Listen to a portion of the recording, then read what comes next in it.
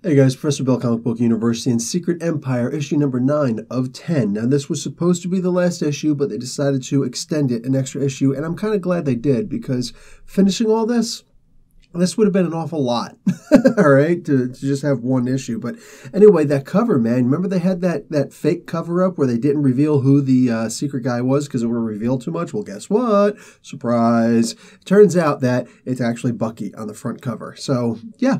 That's actually what kind of happens in here. First off, Kobik is with Steve, and they're having a conversation, and she says at one point, remember. So he does start to remember, and he starts to realize what exactly is going on. They're in Pleasant Hill, they're all over the place, but in truth, they're all just inside of her mind, not his. Not a well of infinity or whatever. They're all in her mind. So Steve realizes at one point, midway through the comic, that he himself is actually just her memory of him before he became hydra-cap.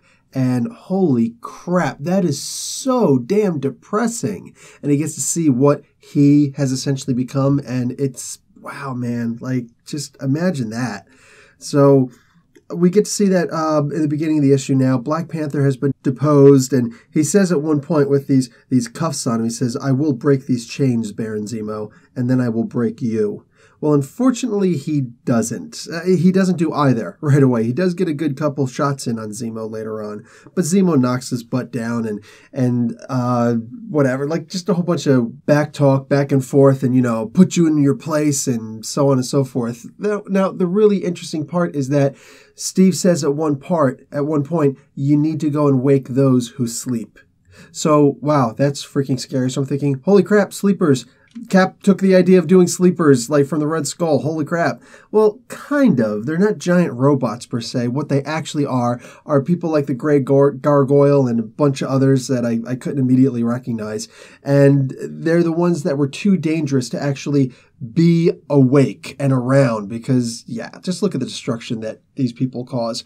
So Cap says, listen, go and wake these guys up because the battle has come to the front steps. Pretty much. All the good guys have come back and people are being freed and rescued and they're coming across borders and just all of the different crossover comics, they all come into play here. And correct me if I'm wrong, but this is pretty much one of the only crossover event comics where everybody who had a tie-in is actually in the comic itself. They're actually doing something and it all made sense.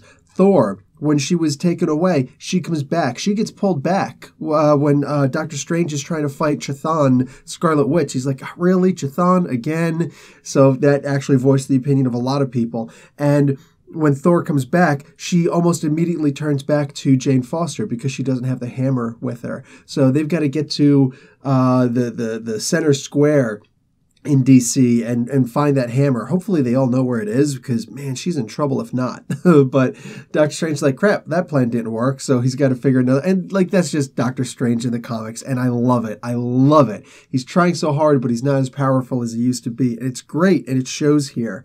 But at one point, the older Thor, that means the Odin son, he's the one who actually turns the tides because he switches sides. He just realizes, and it's a shame because we didn't actually get to see what the individual event was that caused him to change his mind. It's just the idea of like it's been resting on his shoulders, been burning at his soul for a while. So we don't actually get to see that fulcrum, but I'm okay with what we got to see because they were kind of pushing this along. This comic did feel a little bit rushed, but regardless, he turns the tides of battle and he just starts laying wreck all over the place. And like other people are out in the distance like, I know that boom. Yeah, that boom, that's the sound of us losing. So Odin's son is back, baby. It's great. And wait until I get to Generations.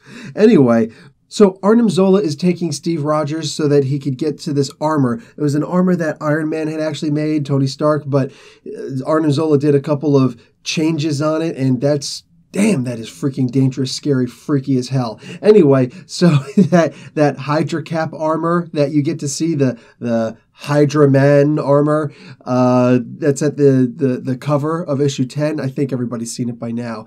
Yeah. Cap comes out, he's revealed in that. So new shield, new armor, he's coming out, he's going to kick some serious butt. god. And it actually does look a little bit freaky. He looks like a freaking giant.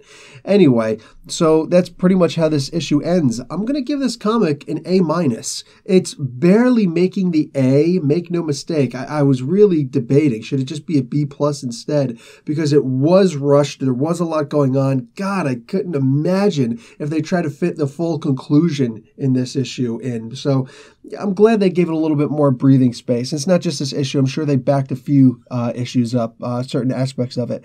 Anyway, not much of a surprise ending at this one, but they did have the comment where Taskmaster or Black Cat, one of the two, they call Totally Awesome Hulk, Amadeus Cho, like, listen, hair gel Hulk. And whatever he said afterwards is essentially irrelevant. That has got to be the greatest insult to Amadeus that I've ever heard in my life. That was freaking spot on perfect. Anyway, guys, that's it for me. Professor Bell, Comic Book University. Class dismissed.